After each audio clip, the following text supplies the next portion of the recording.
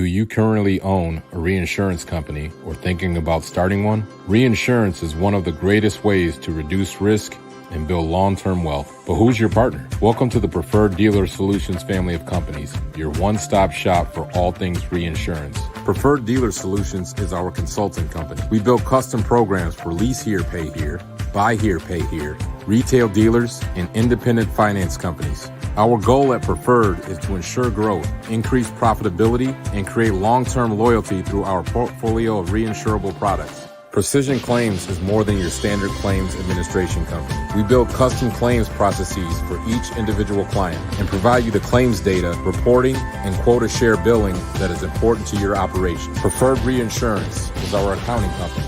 We provide our clients with monthly sessions and financial statements to ensure you have the data you need to make informed decisions. Preferred Dealer Solutions. Reinsurance done right. Hey, lease here, pay here dealers. Did you know TaxMax can easily help your dealership boost down payments in the first quarter? Yes, it's true and very simple. TaxMax provides the lease here, pay here dealer the ability to put a file and drive button on their website and your social media pages. While customers are looking at your inventory during tax time, they can easily click on the file and drive button to file their taxes directly with TaxMax, all from their phone. When the same day tax refund advance is released, the refund is sent to the dealership first to be used as a large down payment. There is no risk, and the dealership doesn't have to lift a finger. You will have customers arriving at your dealership to pick up their tax refund, pick out the car they want to lease, provide you with a large down payment, and then drive off. It's that simple. Go to TaxMax.com today to join the thousands of dealers who are maximizing their tax season. Ask about our 50% off discount on our VIP package. That's TaxMax.com. And remember, nobody gets you more down payment money than TaxMax. We are excited to bring you a digital platform exclusively for Buy Here, Pay Here education. Dive into topics that matter most. Explore our courses, checklists, and scripts. Watch video training by experts in our space, plus gain exclusive access to our private Facebook group. What could you possibly be waiting for? Become a better dealer today.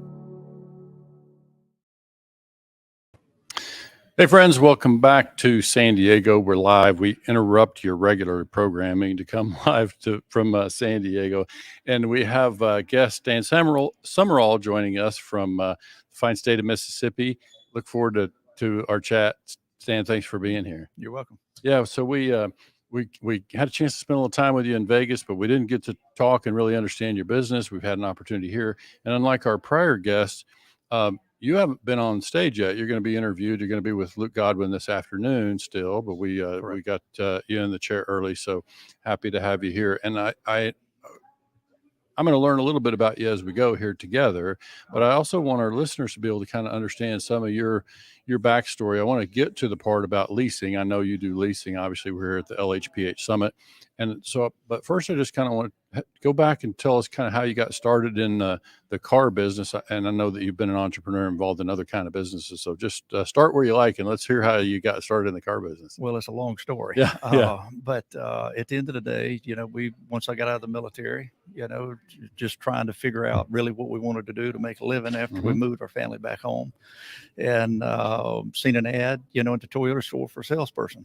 So started selling cars in October of 1987, and loved it. It's sort of addictive. Lack of a better words, but salesman a month, and just kept rolling for a few years and stuff, and then really started, really wanted to try to figure out how to open our own place with no money, by the way. Oh, yeah. Yeah. Because obviously as salespeople, we live from paycheck to paycheck. Right. And so we started trying to figure that out. And luckily, we pulled it all off and everything. And in 1996, we opened our first store. Nice. And single point store stuff. And so started selling. We signed up with Credit Acceptance in 1996. The old days of faxing in one deal at a time. time and everything, trying to figure out if we could get anything to work. Yeah. Which was painful. Yeah. For some of you young people, look up fax machine online. Yes, exactly right. Exactly right. It was extremely painful. Right. And painstaking. But either way, all of that being said, is we started learning the business, and we learned it not only from when we were in the franchise business, working there, selling and everything, as we figured out pretty quickly that we didn't have the same lenders. You couldn't get the same lenders. We couldn't get the same lines of credit or floor plans or any of that stuff. So we struggled for a little while and stuff until we sort of found our way through it, and had, one of the auctions actually set up a line of credit for us for $100,000, for us to start, really expanding and buying more cars and everything else. And 90 days later, we had 2 additional stores. So we were up to 3 stores at that point. And then, from 96 and then in 2001, we bought the Hyundai dealership. Okay. We had 6 independent stores. We had the transport company and 2 truck accessory custom wheel stores and so on and so forth. And then, obviously bought the Hyundai dealership and stuff. And then we all know what happened in September 11th. The Twin Towers come down, and so did all the lending. All the banks froze and everything else. And then we went through a lot of other struggles, and pain, to try to, navigate those waters and stuff. So, but, we learn over time, you don't learn. We've learned in my old age now that you don't really learn a lot when you're on, you're up in the clouds and you're rolling really hard and stuff. You learn when you're in the valley. And we learned a lot because we stayed in the valley a bunch. And we understood, cash is king, profit is great. Cash flow is better. And cash flow is what keeps you in business. So, but either way, we made it through and stuff. And just, from there, we ended up, one of our big rigs, and don't mind sharing with the folks around the country and everything. One of our big rigs got in a wreck, mismarked construction zone, whole 9 yards. We were 18th wreck out of 24 wrecks in less than 12 hours. And in Louisiana and stuff, got tied up in massive lawsuits and everything else, as you can imagine when a big rig wrecks. And we ended up having to BK all of those stores to be able to clear the slate, because the lawsuit wouldn't end, and, but we did that, then went to work for Credit Acceptance as a director and training and teaching and helping dealers around the country, as where a lot of dealers, probably some that's listening to this now, where they know me from. And, from inventory sourcing to how to manage your business. And it was a lot easier to be able to look in at a 10,000 foot view back at their business and being able to help them through a lot of those things, through all of the disasters that we went through. You'd been through, sure. So, because we learned, we could see the pitfalls coming. Of course. And then we've, decided at 08, going into 09 and everything, it was time to reopen our stores. And then we wanted to do nothing but buy here, pay here with a related finance company and serve the underserved in the market and everything. And that was when again? When did you step back? 09. Late okay. 09. Okay. And when we started back and we opened a finance company and it started rolling and doing extremely well and stuff, and started expanding, adding additional stores and stuff. But at the end of the day, we were still doing some credit acceptance deals too to help cash flow. Sure. And as we were building it, and then we learned over time is, we needed more control. We knew the market was on the bottom in 08. So the best time to be able to get into the business is when it starts rebounding. Right. Most of the lenders are pulled out of the space. So it was ripe for the picking, for that customer and less competition in the market to be able to do this. So once we jumped back into it and we started rolling and everything, we built it up at a $20+ million portfolio pretty quickly, and started expanding and stuff. We had been hearing about the lease here, pay here, and wanting to get into that space. Couldn't figure out exactly where the heck you get the money. Because there's not many lenders in the space. True. You talk to our normal banks that we've done with our finance company, First Tennessee and Ameris and others, and they didn't understand the space and didn't want to be in the space. Yeah. So it was a struggle to try to find that right relationship and everything. And then got introduced to Terry and Tim in Orlando and one of the conferences and everything. So it's very important to go to all the, the national meetings and stuff, because that's where you meet these people. Sure. But we met them, and shortly thereafter, we started transitioning all of our business that direction and stuff. And over this period of time, which, now this many years later and stuff, but we started leasing. It's been close to 5 years ago now. Okay. And we're right at $85 million portfolio and everything, just shy of 6,000 contracts on the books. Wow. Yeah, that's outstanding.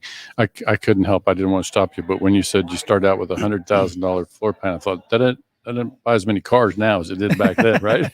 No. But that's how I started too, right? Just a small right. floor plan. And back then we could buy. I got involved in the car business in 95 and the franchise as a salesperson, sales manager. Right. And then the buy here, pay here, I stepped in the late 90s. And then I didn't become a dealer myself until 05. So I was, buying in the same time period that you're talking about. Yeah, we used to buy a whole lot more cars for that budget, and so the world has definitely changed. I wonder what you see with your business. You're in a pretty rapid growth phase. Yes. And it seems like you're well timed. I mean, it feels like there's going to be an opportunity for those who do have access to capital. It does feel to me like there's going to be a lot of opportunity in the coming years. Is that what you see? Well, I think it's enormous opportunity. I think that we're facing another 08, 09, and we've already at the bottom. And as the car prices have started rebounding back to reasonable values to where people can afford them, and it's worth taking the risk to be able to buy and put that car on the street with our money, is we definitely see an upside, and I think it's going to carry for a long time. The Cap ones in the world and a huge amount of them have backed out of this space, whether pulled totally out of the dealerships or priced themselves out of this space. Yeah. And a lot of them are just pricing themselves out of the space. So it's really started happening in late June, and we knew it was coming late summer. I mean, you go back in history and just repeat it, and we knew it was coming. Okay. But I think this is going to be much deeper and it's going to be much longer recovery time, which means they're going to stay out of our space for a much longer period of time than they normally would. Okay. I don't think the cycle of them coming back in, even a year and a half from now, I don't think it's going to happen. Okay.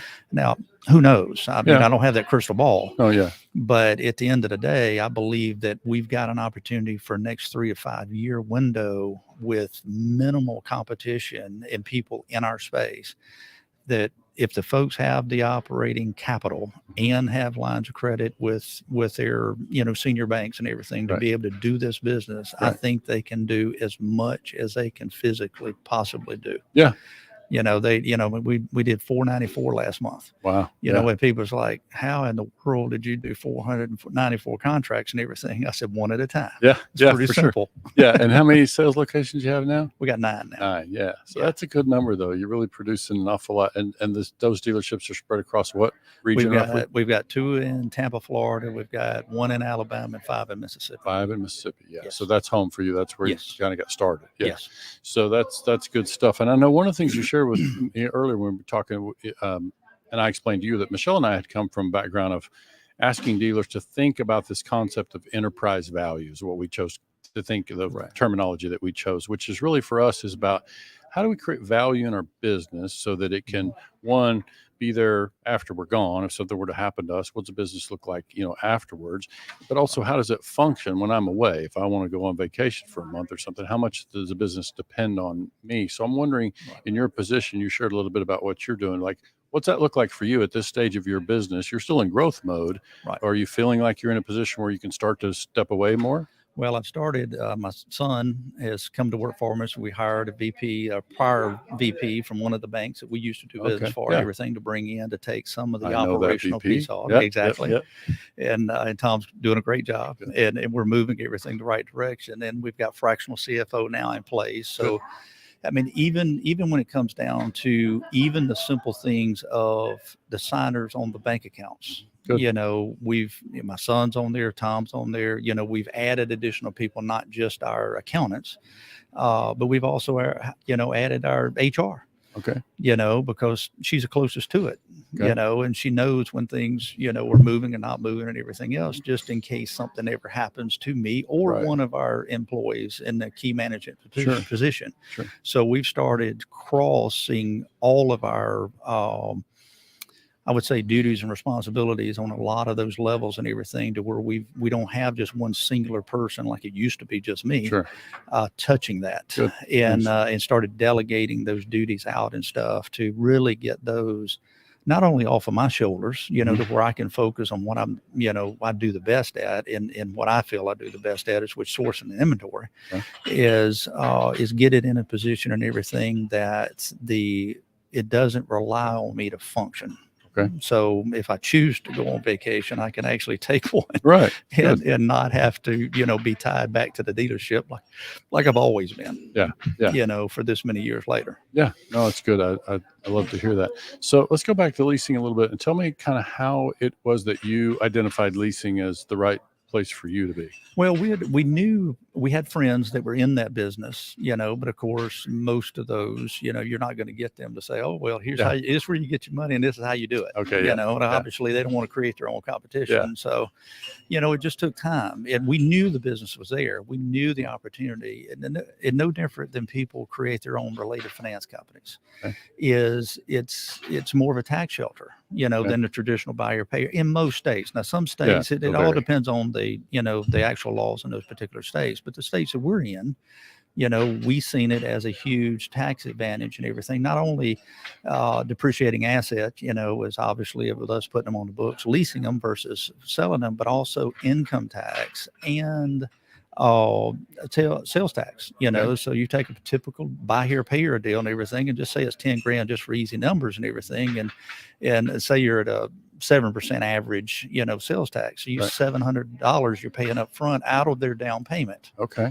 So instead of their, say, $2,000 down payment, you're getting $2,000 in your pocket. You're really only getting, you know, $1,300 because $7's going to the state. Exactly. And you repo it 30 days from now. Well, guess what? That money's gone. That is. And then you start cycle over. Well, on a lease contract and everything, you're paying as earned. So you pay the taxes on the actual down payment and per payment that they make on, just like you were renting a car. You know, so in paying it as earned and everything, we've seen, and which is how we expanded and opened additional stores so fast and everything, because we were saving so much money that we were actually sending off to the state that we couldn't get back. Right. Have you seen any improvement since you moved into leasing? Have you seen any improvement in, I'll call it customer retention, you know, rolling that customer into another car? Has that been part of your strategy? And you've seen that work better. Well, and we're able to sell a newer car, lower miles. We give them a free warranty and free oil changes and everything, because at the end of the day, it's our asset anyway. And we're going to fix it whether they're driving it or not. So, but it was a great advertising, you know, piece of the puzzle and everything for us to share against, you know, the typical buy here, pay here dealer that's selling a high mileage car for 2.5 times what they pay for it, all the typical buy here, pay here structure, for the same down payment. So the same down payment and the same monthly payment, they're getting you typically a 3 to 5 year newer car with less miles and a warranty. And so it sets them up for success. And we've got folks that's coming in, and I mean, we've had a lot of them. I mean, and one particular that I remember real well and everything, it was a man, an older man and lady and everything. They didn't like dealing with banks. You know, we pulled their credit. We begged them to go across to the credit union and everything. And they, you know, one was an 803 and one was 802 Beacon. And they said, no, your advertisement on TV said that you would finance me. I give you this much money down, and we get our free warranty and free oil changes and everything on that vehicle. And I said, yeah, but you would save money going across the street. They said, that's not what we want. We don't deal with banks. And so we done the deal, and they've become longtime customers of ours. Outstanding. I mean, it's crazy. Yeah, that stuff can happen. We don't hear a lot of 800 plus credit scores, but that stuff can happen. So I would just say, you know, while we got somebody with your particular expertise, I would love to hear from you. Like a lot of times with our program, I'm always thinking about somebody who's hearing the thing that's either new to the business or they're considering some sort of a pivot. in their business. Maybe they're independent retail and they're thinking about self-financing. I wonder what advice you would give somebody like that in this situation. You got a couple things that come to mind in terms of what you would recommend for somebody starting? Well, I would say a huge amount. One, you need to obviously come to one of the, the meetings and whether it's a buyer pay or any of the conference and everything, to where you're getting closer to those that are actually speaking, that's been there and done it before, to where they can share and pour into you, the pitfalls and the cash flows and everything, and what capital it's going to take, and run your performers and all of that stuff, to really understand where do you want to be? And where do you want to go with your business? And I learned a long time ago, you can't be all things to all people. So you have to make a conscious decision. Do you want to serve this segment of the market, or do you not? They all want the profit. Every dealer wants the profit. Every owner wants the profit. But are they willing to put in the work to get the profit? Because if it's a franchise store, well, it's a different buyer. For used car inventory and everything, completely different buyer. And they say, well, we'll just use it and everything and take our trade-ins and stuff. Well, guess what the used car manager is going to do? He's going to load up in all of the new car manager trading him in on the stuff. They're going to load up in the price of the car and everything, because, we'll just push that on the buy here, pay here department. They'll have to deal with it. Well, that's not putting the owner in a good position. You got to put parameters and put book values and all that, hold them in a box to not allow them. No different if they were going to sell it at auction and everything, or a wholesaler coming in, make them stay in that same box, to where you're not handicapping that particular other profit center in your store. But at the end of the day, they truly just have to make the decision of whether they want to transition into this, because it's a different sales process. It's a different, the typical road to a sale that you do on traditional business. You're going out and doing a 5-point walk around, and you're selling all the features and benefits and all this stuff, road test, and make them fall in love with this Z71. And you get back, and then you throw them in the box and figure out that they can buy whatever. It really doesn't matter. They buy, a 4-door car or whatever. They can't afford what you just, you got them in the clouds and can't get them out. Good point. And we reverse that process. We never go test drive. We never do any of that stuff. We're meeting and greeting and everything. Hi, I'm Stan from New Way Auto. You hear about our credit rebuilding program and everything, our lease repair program. And they say, well, absolutely, I've seen your commercial and they were great. Come on in, let me get a little bit of information and everything, and we'll talk about down payment stuff. And then I'll go out and share with you and show you the top 5 or 10 cars and everything that you qualify you can take home today. Sure. Nice. So I turn around, walk off, come in, sit down in the air condition, by the way. And in South Mississippi at 100 plus, you really don't want to be test driving anyway. And bring them in and sit them down and stuff. And we completely reverse it, because we're not selling a car. Good. We're selling a service. Good. I think that's an important thing for people to hear. And they have to get the sales process, if they're going to mix it in with their retail business, it is a very difficult thing to do, because your pay plans and everything's completely structured different. And so, and not that it can't be done, it's been done all the time, but at the end of the day, you can't master one particular, piece of the puzzle. You don't have your service manager running the used car department. You've got different people to run and manage that particular profit center in your individual store. And even Don Bone and I, years ago, when I was with Credit Accept and everything, trying to explain it to them, and he says, we'll move it. We'll just have it in with all of our stores and everything. And I'm like, it won't work. You have to separate it to where they're focused. I said, and I used that analogy and everything, just like they were building a new body shop at that time. I said, you're going to have your body shop manager run your new car store? Well, no, it'd fall apart. And I said, exactly. You've got to have somebody and build a pay plan and a structure that they build that other profit center within that store by themselves, separate from everybody else. And he ended up, doing a store across from it and everything. That's really great advice there. I think as you were talking about the things that you would share, with the dealer, I think Michelle's heard me talk about this plenty. When we meet new dealers, and you may not know, we do some coaching. I've done coaching for Buy Here, Pay Here for 20 plus years.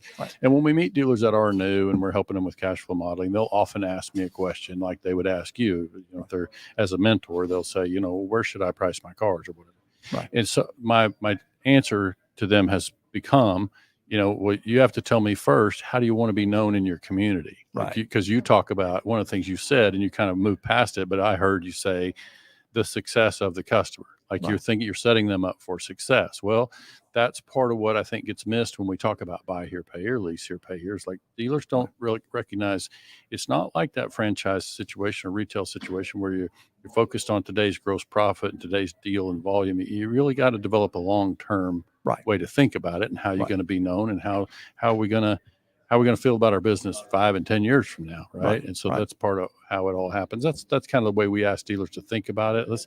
Buy here, pay here is probably not your best spot, or lease here, pay here if you're not thinking long term. It's a long road. And it is. I mean, I use this statement a lot and everything. We're trying to build a legacy. Yeah, good. Not a business. Yeah, good. You know, and because the people that are actually dealing with franchise or regular cash business or doing regular subprime business and everything, what they're doing is they're basically they're restarting their business every 30 days. Good. Yeah. They're chasing 30-day windows. That's all they're doing. Good. I'm not chasing a 30-day window. Good. I'm chasing a 5, 10, 15, 20, 25 year. Of course. Yeah. And it's not about what profit we make today.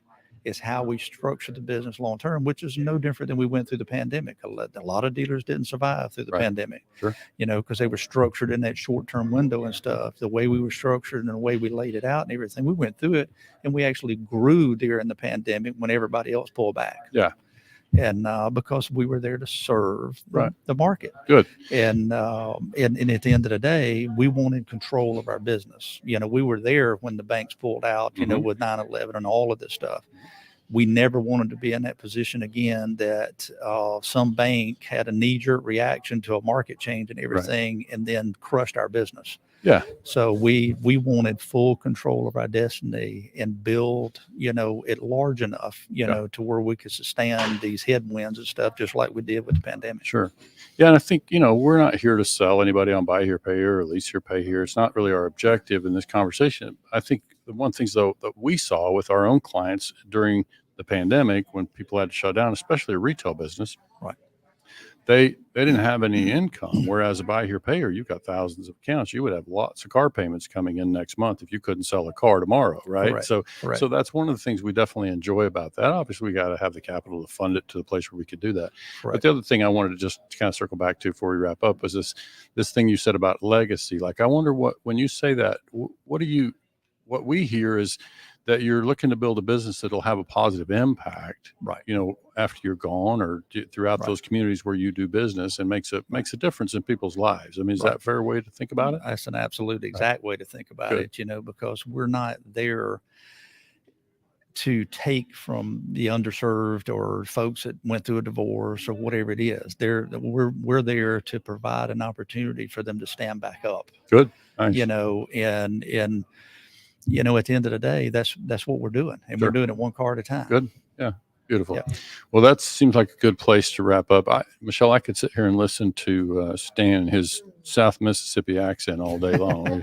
Enjoy that. But yeah, and I know our listeners could too. But I think I didn't explain. My wife and business partner Michelle is over there she's going to lean in and say hello. So she's on the console over there, but not on the camera. So Stan, thanks for making time to chat. It's really helpful. I think it's a lot of people enjoy hearing that stuff, and I think you've shared some really important stuff for people to know about what it means to be, a buy here, pay here dealer who's going to think about a legacy and think long term and build a really solid business. And it sounds to me like you have. Yep. Thank you. You bet. Again, thank you. Yeah, you're welcome. Up there, Michelle. Thank you.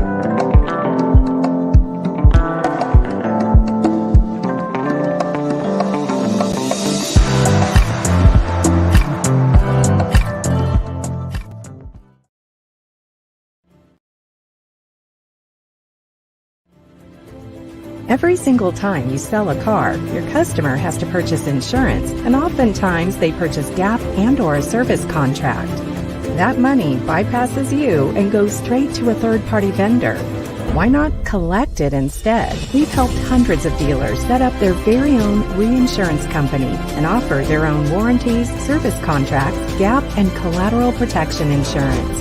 Learn more from Dealer Re. We have the longest running track record in our space, not just for success, but for compliance. We are a faith-based company. We are a family-owned and operated business.